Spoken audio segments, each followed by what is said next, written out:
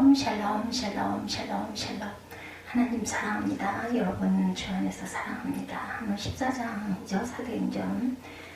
제자들과 함께 오래 있으니라. 마지막 28절이 이렇게 고백하고 있습니다. 바나바와 바울의 사역이 나타나 있죠. 바울과 바나바의 여인이 계속 이어집니다. 주님은 이들을 통해 표적과 기사를 보이셨고 이로 말미암아 하나님의 은혜를 증거하게 하시죠. 이고니온과 루스드라에서 바울과 바나바는 살아계신 하나님을 증거했고 성도들을 믿음에 온전히 세우기를 힘씁니다. 하나님 나라의 삶이 어떠해야 함을 바울은 그의 삶을 통해 증거해 나가죠. 그리고 다시금 안디옥을 향해 나아갑니다. 이고니온에서의 바울 1절에 증거합니다. 두 사도의 증거가 나타나죠. 이고니온에서 두 사도와 함께 유대인의 회당에 들어가니 유대와 헬라의 헛된 무리가 믿더라. 그러나 순종하지 아니하는 유대인들이 이방인들의 마음을 선동하여 형제들에게 악감을 품게 하고는 두 사도가 오래 있어 주를 힘입어 대담히 말하니 주께서 그들의 손으로 표적과 기사를 행하게 하여 주사 자기 은혜의 말씀을 증언하시니 그 신의 무리가 나뉘어 유대인을 따르는 자도 있고 두 사도를 따르는 자도 있다. 항상 이렇게 패가 갈라지는 게 문제죠. 연합이 돼야 하는데 또 거기에도 이런 적의 세력이 존재합니다. 그들의 설교가 너무 영향력이 있어요. 그래서 유대와 헬라의 허다한 무리가 믿었는데 하나님이 그들과 함께 하셨고 두 사도는 주를 힘입어 담대히 말하며 표적과 기사도 행합니다. 그리고 더욱 힘있게 은혜의 말씀을 전하죠. 이고니온에서도 안디옥에서처럼 성공적인 사역은 계속 이어집니다. 유대인의 회당함에 대해서 야고보서 2장 2절에 만일 너희 회당에 금가락지를 끼고 아름다운 옷을 입은 사람이 들어오고 남다운 옷을 입은 가난한 사람이 들어올 때 어떻게 하겠느냐 하시죠. 은혜의 말씀에 대해서 고린도전서 1장 23절에서 25절에 증거합니다. 우리는 십자가에 못 박힌 그리스도를 전하니 유대인에게는 거리끼는 것이요 이방인에게는 미련한 것이로되 이렇게 말합니다. 오직 부르심을 받은 자들에게는 유대인이나 헬라인이나 그리스도는 하나님의 능력이요 하나님의 지혜다. 부르심 받은 자들에게는 유대인이든 헬라인이든 하나님의 능력이고 하나님의 지혜입니다. 유대인에게는 거리꼈고 이방인에게는 도대체 무슨 말인지 알아들을 수 없는 말이었지만 고린도전서 1장 25절에는 하나님의 어리석음이 사람보다 지혜롭고 하나님의 약하심이 사람보다 강하니라 이렇게 증거하십니다. 두 사도의 피신이 또 나타나죠. 성공적인 사회 가운데서 반드시 반대 세력이 있었어요. 그죠? 제가 아까 잠깐 다시 읽었지만 유대인들이 악감을 품습니다. 그러나 흥미는 사실은 원어에 나오는 3절의 접속사 그러므로 이 부분을 우리가 조금 바로 바라봅니다. 그러므로 이게 접속사로 원어에는 나타나 있는데 여기에서 보니 2절에는 그러므로는 없죠. 두 사도가 오래 있어 주를 담대히 말하니 주께서 그들의 손으로 표적과 기사를 행하게 하여 제4자가 은혜의 말씀을 증거하시니 그 시내의 무리가 나뉘어 유대인에게 따르는 자도 있고 두 사도를 따르는 자도 있다. 2절의 반대가 복음 전파를 위해 좀 더 나은 그 기회를 제공했음을 뜻하고 있습니다. 다른 의미로는 그 반대가 사람들의 마음에 하나님의 역사하시는 증거가 되어서 더 나은 복음 전파로 이끌었음을 나타낸다라는 것도 우리가 알 수가 있죠. 그들의 손으로 표적과 기사를 담대히 말하니 주께서 그들의 손으로 표적과 기사 주의 사자와 은혜의 말씀을 증언하시니 그 신의 무리가 나뉘어 유대인들을 따르는 자도 있고 두 사도를 따르는 자도 있다. 5절에 보니까 이방인과 유대인과 그 관리들이 두 사도를 모욕하며 돌로 치려고 달려드니 그들이 알고 도망하여 루가오니아의 두 성 루스와 더베 그 근방으로 가서 거기서 복음을 전파하니라. 도망갔어도 또 전하죠. 성례는 무리가 두 부류로 나뉘어졌어요. 그죠? 유대인을 쫓는 무리와 두사를 쫓는 자 4절이었죠. 관원들과 유대인들의 핍박이 심해지자 바울과 바나바는 루스드로와 더베로 피신해서 거기서 또 복음을 전합니다. 순종치 아니하는 자들에 대해서 로마서 15장 31절에 증거합니다. 나로 유대에서 순종하지 아니하는 자들로부터 건짐을 받게 하고 또 예루살렘에 대하여 내가 섬기는 일을 성도들에게 받을 만하게 하고 25절에 보니 내가 성도들을 섬기는 일로 예루살렘에 간다 증거합니다. 피신에 대해서 마태복음 10장 13절에 이 동네에서 너희를 박해하거든 저 동네로 피하라. 내가 진실로 너희에게 이르노니 이스라엘의 모든 동네를 다 다니지 못하여 인자가 오리라 말씀하셨어요. 루스드라의 안전뱅이가 나타납니다. 8절에 보면 루스드라에 발을 쓰지 못한 한 사람이 앉아있는데 나면서 걷지 못하게 되어 걸어본 적이 없는 자라. 바울이 말하는 것을 듣고는 바울이 주목하여 구원받을 만한 믿음이 그에게 있는 것을 보고 10절에 큰 소리로 이르되 내 발로 바로 일어서라니 그 사람이 일어나 걷는지라. 우리가 바울이 한 일을 보고 루가오니아 이 방언으로 소리질러 이르되 신들의 사람의 형상으로 우리 가운데 내려오셨다 하여 바나바는 제우스라고 바울은 그 중에 말하는 자임으로 헤르메스라 하더라. 신이라고 신의 이름을 붙여주죠.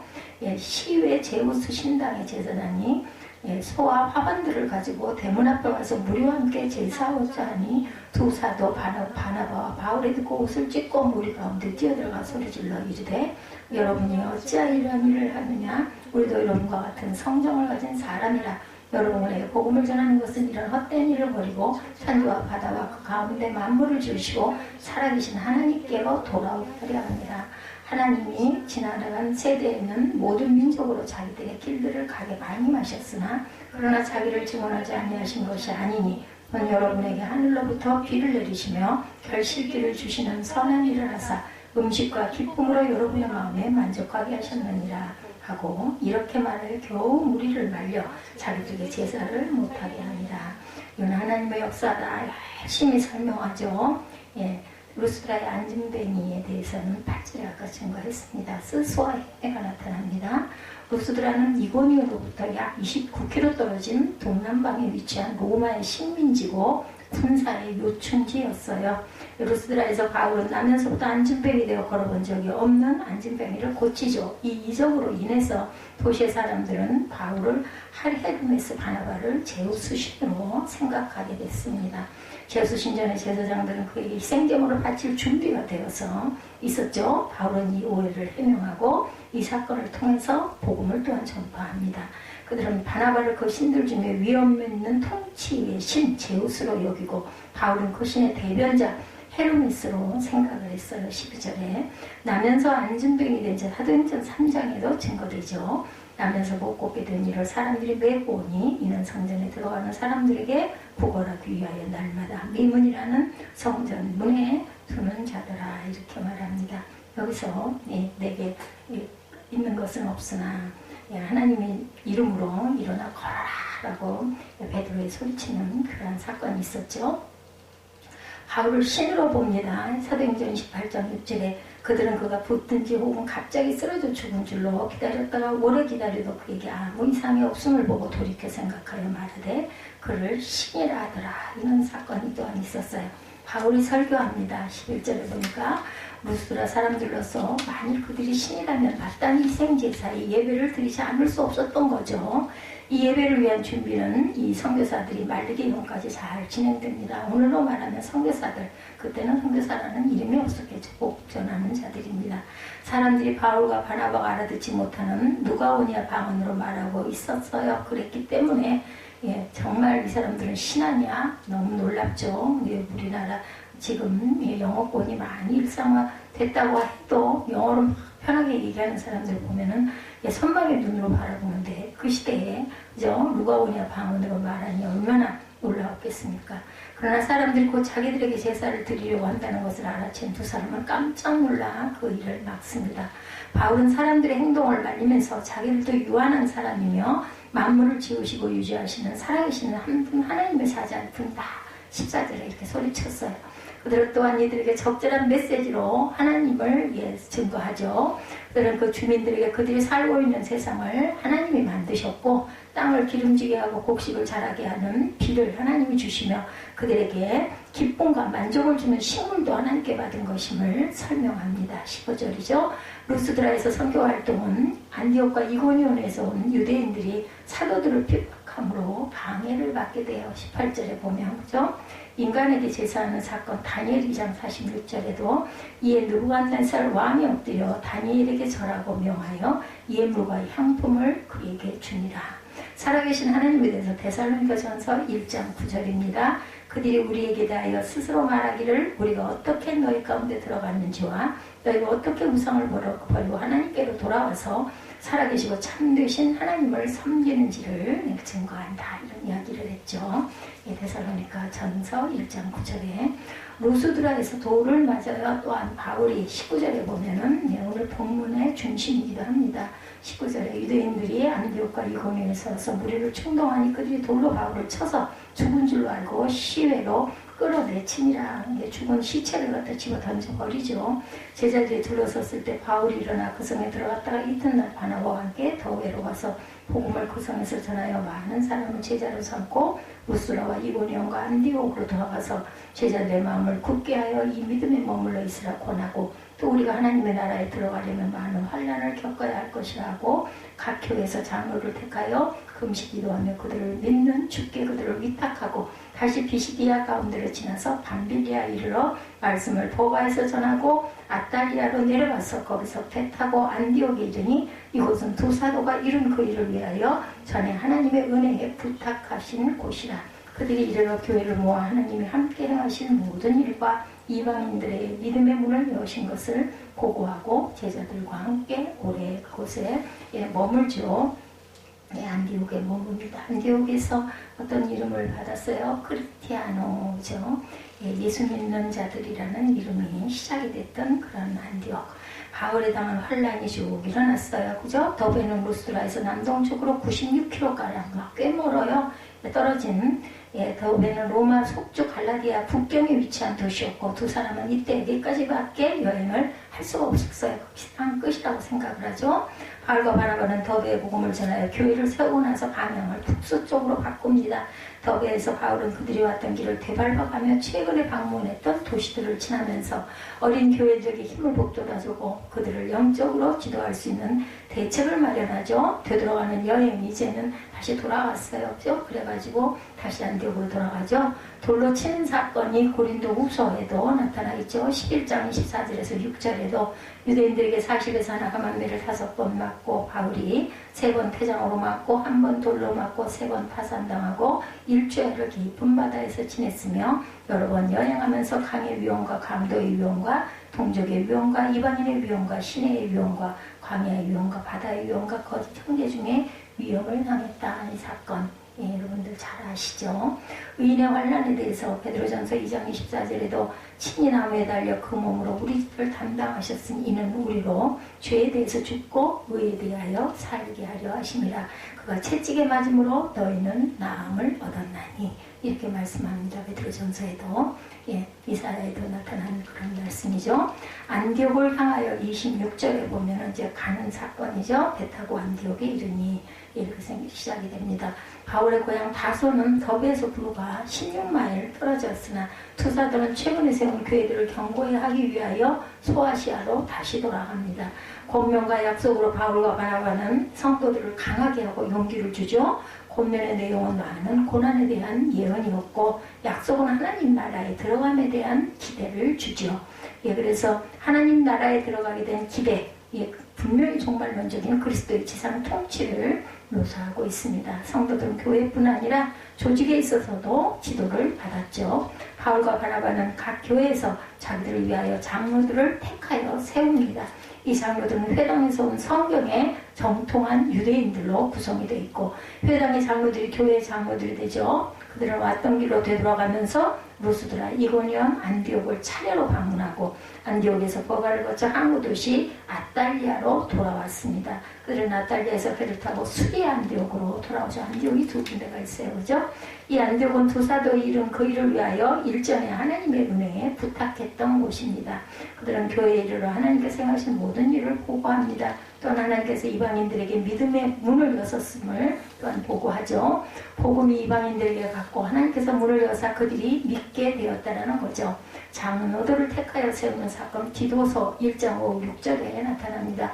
내가 너를 그레데에 남겨둔 이유는 남은 일을 정리하고 내가 명한 대로 각성의 장로들을 세우게 하려 함이니. 그러니까 바울의 오른팔 노릇을 디도가 했어요. 디모데하고 디도가. 6절에는 책망할 것이 없고 한 아내의 남편이며 방탕하다는 비난을 받거나 불순종한 일이 없는 믿는 자녀를 둔 자라야 할지라. 장로의 자격이에요. 그죠?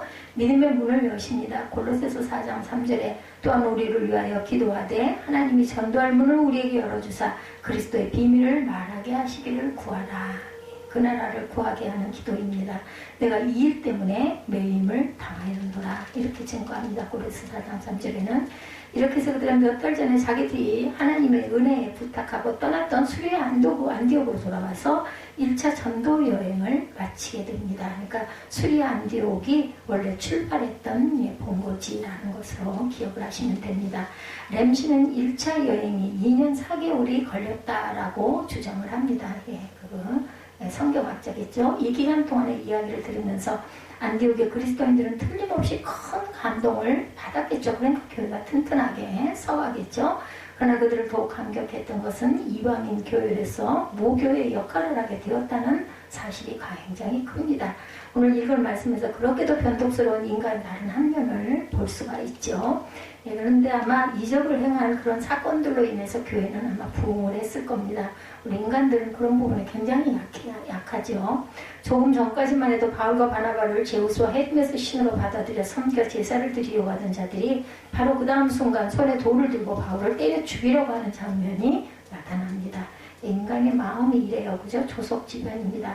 어제까지 호산나 찬송을 부르던 사람들이 어땠어요? 십자가에 못 박으라고 주먹을 들어서 움켜쥐고 고함을 지르는 장면, 우리 주님이 십자가에 못 박히던 그 사순절 기간의 사건과 흡사하죠. 이제는 제물을 갖다 바치고 어제는 제물을 갖다 바치고 오늘은 그 제물로 삼는 것이 인간의 변덕스러운 신사. 그것은 비단 신앙의 길에만 있는 건 아니죠. 세상의 도처에 이런 일은 얼마든지 있습니다. 어제의 적이 오늘의 아군이 되고, 어제의 동지가 오늘의 적이 되고 이럽니다. 자신의 그러한 그 유익을 따라서. 그래서 옛사람들은 인심은 아침 저녁으로 조속지변 이런 얘기하죠. 그러나 우리에게는 어제나 오늘이나 영원토록 동일하신 예수 그리스도라는 고백을 하는 저와 여러분들이 되셔야 할 줄로 믿습니다. 예수님이 바로 세상 끝날까지 우리와 함께 하시겠다고 약속하셨어요. 그러므로 그 약속을 성실하게 지켜주실 줄로 믿습니다. 이러한 변하기 쉬운 인심을 선동하여 악한 무리들이 악한 목적을 달성하는 것이 오늘 성경 사도행전 14장에도 나타나 있습니다. 그들은 오늘 말씀에 따르면 안디옥과 이고니에서 왔다고 되어 있죠. 적어도 안디옥은 바울이 있었던 루스드라로부터 100마일 이상 떨어진 곳입니다. 우리로 말하면 400리 이상이나 되는 먼 길이죠. 그 당시는 지금처럼 대중교통 수단이 발달하지 않았었어요. 비행기나 자가용 자동차도 없었습니다. 그들은 바울이 복음 전하는 것을 막고 그들의 악한 목적을 달성하기 위해서 머나먼 길을 출퇴한 거예요. 대단해요. 지금의 이단들도 아주 대단하죠. 어쩌면 이렇게 힘이 센지 몰라. 그죠? 오늘 말씀에서 악이 얼마나 끈질기게 물건들어지는지 참 악한 영들 참 대단해요. 보면은. 그렇다면 악이 악한 목적을 위해서 이렇게 끈질기게 물고들어지는데 우리 그리스도인들이 선한 목적을 위해서 그들보다 더 끈질기게 달려가야 하지 않을까. 사탄이 400리만 따라오겠어요? 지구 땅 끝까지라도 쫓아오겠죠. 하늘 꼭대기까지는 못 올라가요. 하나님의 나라가 이 계시기 때문에 하나님이 통치하고 치리하십니다. 사탄까지도. 이 땅에 지금 공중 권세 잡은 자들이 이렇게 질병을 일으키고 여러 가지 이단들이 자꾸 여기저기서 내가 하나님이다, 내가 예수님이다 이런 자들 어떻게 그걸 믿는지 저는 그게 참 이해가 안 갑니다. 사탄은 우리가 하늘나라에 들어가는 그 순간까지 우는 사자처럼 두루 섞일 자를 찾는다고 하죠. 한때 자기의 소유였던 우리를 절대로 포기하지 않아요. 왜? 우리는 원죄를 갖고 태어났기 때문에 우리가 그의 손아귀에 있는 소유예요. 그 죄성을 갖고 있기 때문에 철로역정을 쓴 존 번연의 말에 빌리면 나는 천국으로 들어가는 바로 그 문턱 밑에 지옥으로 떨어지는 구덩이가 있는 것을 보았다라고 할 정도로 사탄은 천국 입구에까지 지옥으로 떨어지는 함정을 놓고 먹이를 기다리는 거미처럼 우리를 노리고 추격하고 있음을 꼭 기억해야 합니다. 절대로 두려워할 필요가 없죠. 사탄이 우리를 아무리 추격해도 사탄은 결코 일정한 거리 이상으로 우리를 가까이 할 수가 없어요. 욥기를 제가 아침에 묵상을 하다 보니까 그 똑같아요. 욥을 절대로 그 생명은 가만 놔둬라. 그리고 네가 하고 싶은 대로 해보라. 하나님 말씀한 것처럼 우리의 생명, 생사 여탈권은 사탄이 할 수 있는 것이 아닙니다. 하나님이 붙들고 계시죠. 일찍 이스라엘을 탈출한 이스라엘 백성이 바로의 군대로부터 추격을 받을 때 하나님께서 구름기둥으로 저들이 더 가까이 접근하지 못하도록 막으셨어요. 이스라엘 쪽에는 불기둥으로 밤을 밝혀주셔서 대나처럼 만드심으로 이스라엘을 안전하게 지켜 인도해 주신 것 우리가 잘 알죠. 가나안으로 갈 때 출애굽 사건.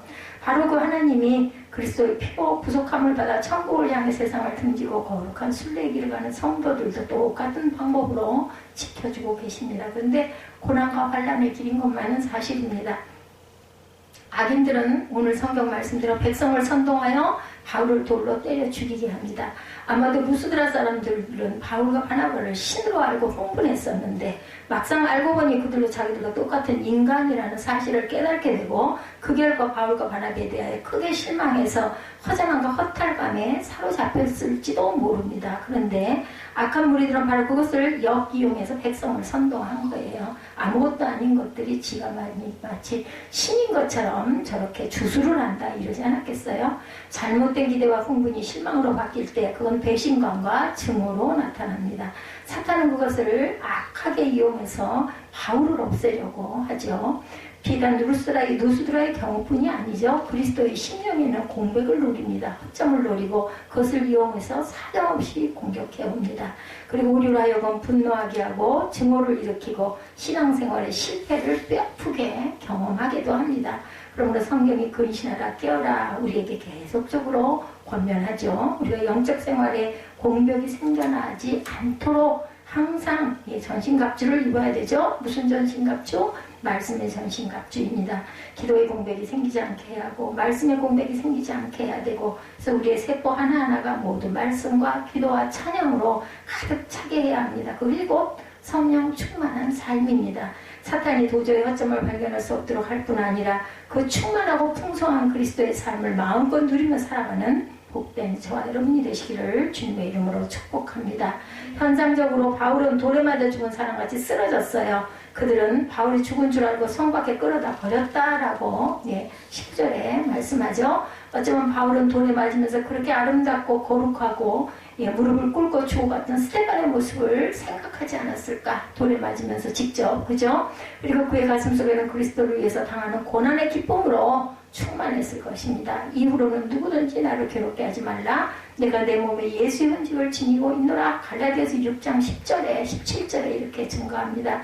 바울의 고백과 같이 그의 몸에 생겨나는 그리스도의 흔적, 돌에 맞음으로 인하여 상처가 나고 피가 터지고, 그죠? 이런 모든 것이 흔적이다, 훈장이다, 아마 이렇게 여기지 않았을까? 제자들이 둘러섰을 때 바울이 일어났다고 20절에 기록되고 있죠. 툭툭 털고 일어납니다. 그들은 슬픈 얼굴을 하고 바울의 시체 주변에 둘러서 있었을 거예요. 죽은 줄 알았던 거죠. 돌에 맞아 찢기고 터진 성도의 죽은 것 같은 육체를 본다는 것, 그건 얼마나 아프겠어요.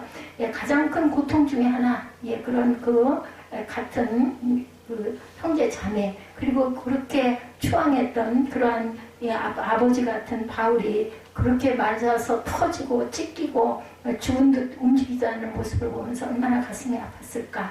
시간의 차이는 있을지 모르지만 하나님과 성도들의 슬픔을 절대로 그냥 두시는 분은 절대 아니십니다. 그러므로 일찍이 시편 기자는 시편 30편 5절에서 저녁에는 울음이 깃들지라도 아침에는 기쁨이 오리로다 노래합니다. 바울의 죽음으로 슬픔에 차서 둘러선 성도들에게는 기쁨이 빨리 찾아옵니다. 바울이 그 자리에서 일어났기 때문이죠.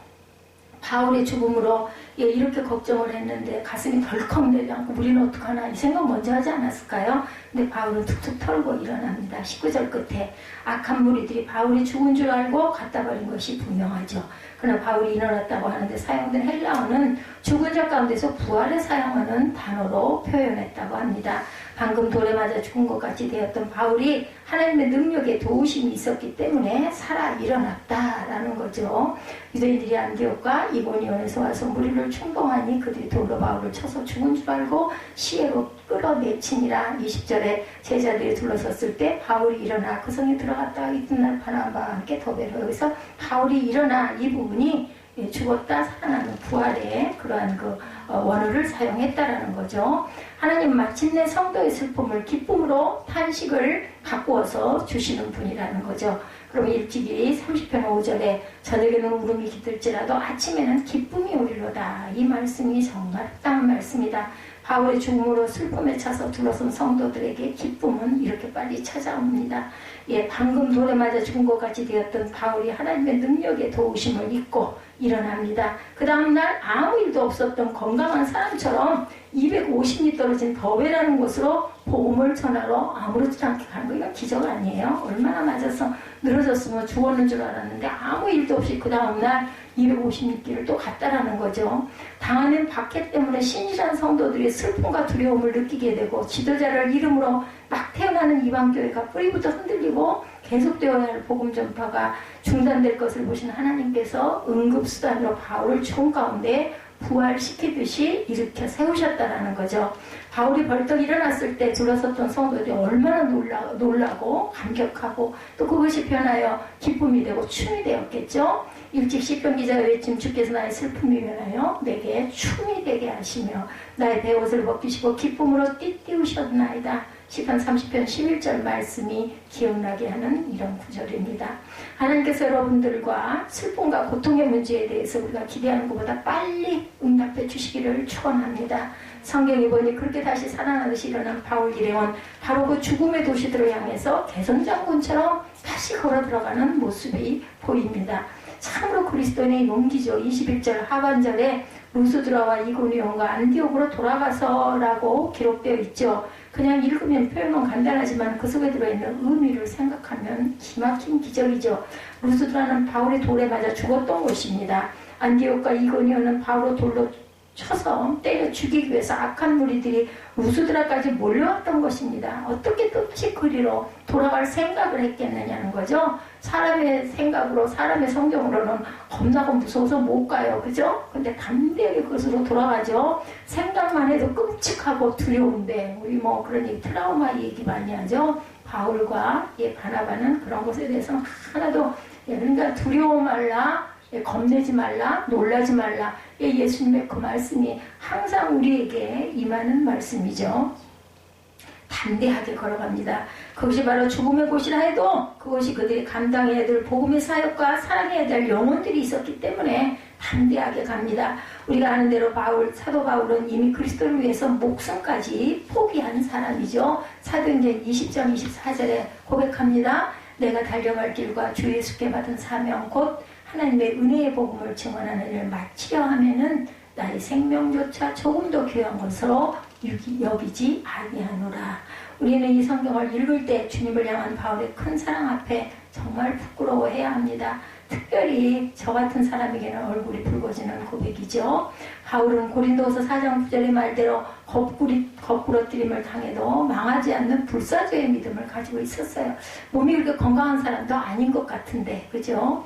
주님은 이미 바울에게 복음을 위하여 면류관을 받을 것을 예고하셨어요. 사도행전 9장 16절에서 바울이 회개했을 때 주님께서 하신 말씀입니다. 그가 내 이름을 위하여 얼마나 고난을 받아야 할 것을 내가 그에게 보이리라 하는 말씀하셨어요. 내게 준비된 그릇이라고 하시죠.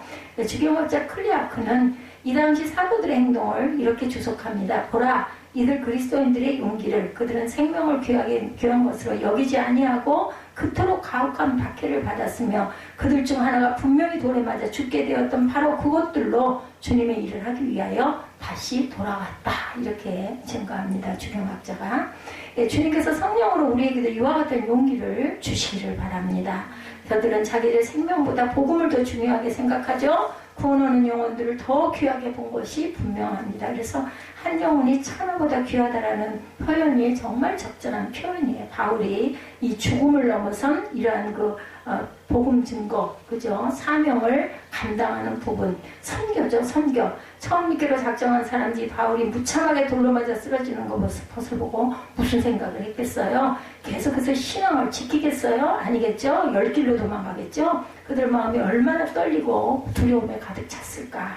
오늘 예수 믿는 것 때문에 조그만 어려움이 닥쳐와도 지레겁을 먹고 신앙을 포기해버리는 그런 평안과 축복 위주의 그리스도인들 너무나 많죠. 편안해야 예배도 드리려고 하죠. 조금 불편한 데는 가지 않습니다. 바울 일행은 22절에 기록된 대로 이러한 영혼들로 하여금 마음을 굳게 가지도록 권면을 합니다. 걸음마를 배우는 어린이는 넘어지더라도 격려와 용기를 자꾸 불어넣어주면 또 일어나고 하는 것과 똑같죠. 교회는 마땅히 믿음이 약한 그리스도인들을 이해하고 도와줘야 하죠. 그리고 계속적인 양육을 받도록 이 믿음에 거하라고 격려하고 있음을 우리가 읽을 수가 있습니다. 그리고 바울이 교인들에게 권면한 교훈이 있었어요. 또 우리가 하나님 나라에 들어가려면 많은 환난을 겪어야 할 것이다. 분명히 기억해야 될 것은 예수 믿으면 세상 만사 잘 되고 복 받는다고 말하지 않죠.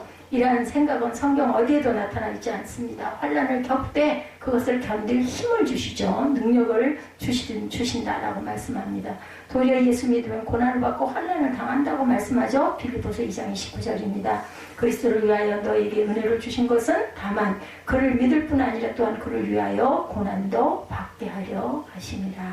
오늘 이 땅에서 영생과 하늘나라의 영원한 축복을 이 땅에 썩어질 건강과 물질적인 축복으로 대치해서 자기 욕망을 채우는 싸구려 복음 행상꾼들이 돈을 벌고 잘 번다고 큰 소리를 칩니다. 바울은 이러한 상황에 대하여 고린도후서 2장 17절에 우리는 수많은 사람들처럼 하나님의 말씀을 혼잡하게 하지 아니하고 곧 순전함으로 하나님께 받은 것까지 하나님 앞에서와 그리스도 안에서 말하노라 이렇게 증거합니다. 공동 번역에서는 이 말씀을 우리는 하나님의 말씀을 팔아먹는 잡상인들이 아닙니다. 이렇게 나타나 있어요.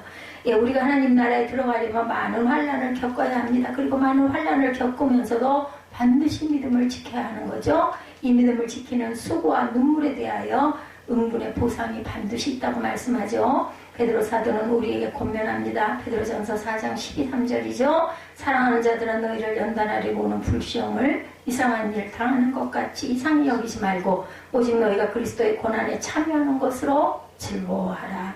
이는 그의 영광을 나타내실 때에 너희로 즐거워하고 기뻐하게 하려 함이라 이렇게 말씀합니다. 여기서 고난과 고통을 분명히 구분할 필요가 있는데 고난은 하나님의 의를 행할 때 오는 것입니다. 멸류관과 상급을 쌓기 위해서 오는 것이 바로 고난이라는 것도 하나님 자녀에게 유익을 주기 위해서 옵니다. 그러나 고통은 그와는 조금 다르죠. 예, 고통의 의미는 통증을 느끼는 겁니다. 죄를 깨닫게 하기 위해서 온 것이 바로 고통입니다. 회개시키기 위해서 오는 것이 고통입니다. 고난은 하나님의 나라를 위하여 우리가 몸을 드리고 마음을 드리고 주변으로부터 그저 해코지를 당하는 것들이 고난입니다. 우리가 하늘나라에 들어가려면 무엇보다 먼저 거듭나야 하죠. 육으로 난 것은 육이죠. 우리가 부모에게서 한번 태어났어요. 그리고 육의 생명을 받았죠. 그리고 그 부모 밑에서 함께 사는 특권을 가졌습니다.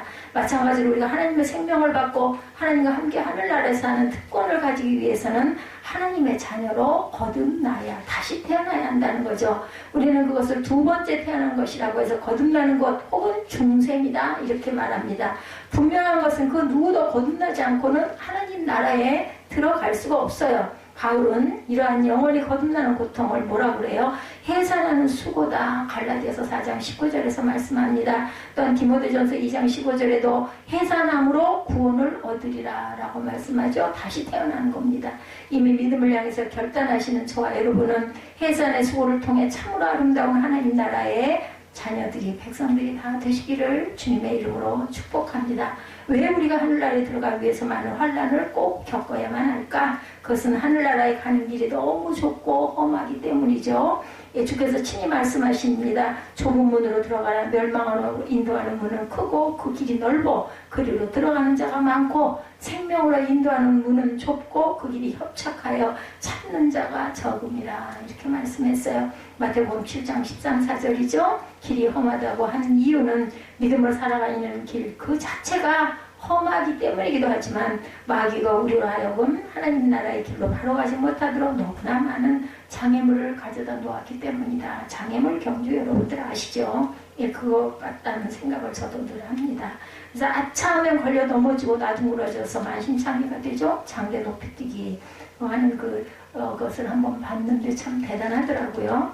주위에서 우리가 생각합니다. 하늘나라 가는 길은 여럿이 어울려 껄껄대며 가는 길이 아니라 십자가를 지고 무릎과 눈물로 조심조심 걸어가야 하는 길, 어쩌면 무릎을 꿇고 무릎걸음으로, 그죠? 예, 눈물과 핏방울과 땀방울로 얼룩진 그 십자가의 예수 그리스도의 그 길을 우리가 따라가야 되는 길이죠. 그러므로 하늘나라의 순례의 길은 그 자체가 많은 어려움을 가지고 있습니다. 우리가 할 수 있는 것이 아니에요. 하나님께서 힘주시고 성령께서 도와주시고 예수님께서 보좌 우편에서 우리를 위해서 항상 간구하고 계시기 때문에 영을 받은 자들이 갈 수 있는 좁은 길, 그렇더라도 이 길을 가지 않고는 하늘나라에 들어갈 수 없기 때문에 우리는 믿음으로 걸어갑니다. 환난을 이기고 승리하는 저와 여러분들, 우리가 이미 함께 이 순례의 길에 발길을 옮겨 놓았으니 절대로 뒤로 물러가지 말고 끝까지 하늘나라 생명의 면류관을 받는 저와 여러분들이 되시기를 주님의 이름으로 축복합니다.